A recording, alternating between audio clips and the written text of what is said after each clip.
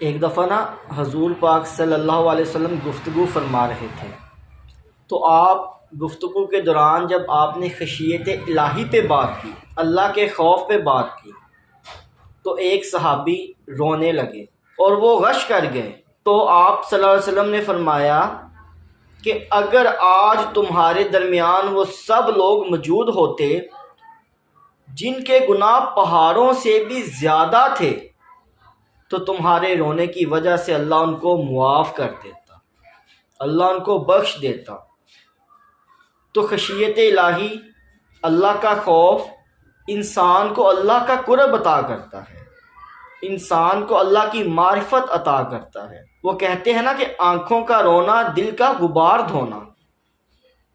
کسی نے کیا خوب کہا تھا کہ اجڑے ہوئے لوگوں سے گریزاں نہ ہوا کر، حالات کی قبروں کے وہ کتبے بھی پڑھا کر، روز کا ہنسنا تجھے غافل نہ کر دے، تنہائی کے لمحوں میں کبھی رو بھی لیا کر۔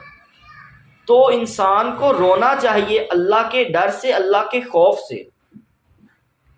یہ وہ فارمولہ ہے جو آپ کو اللہ کا قرب بھی عطا کرتا ہے، اللہ کی محبت بھی عطا کرتا ہے، رزق کی فراخی بھی عطا کرتا ہے، اور کل بروز قیامت جنت بھی عطا کرے گا، حضور کا دیدار بھی عطا کرے گا۔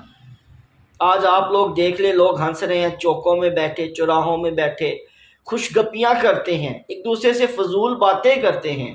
تو میرے بھائی، آج موقع ہے، اپنے آپ کو بدلو، ہنسنا چھوڑو اور اللہ کی بارگاہ میں آ جاؤ، ڈر جاؤ، جھک جاؤ عاجزی سے۔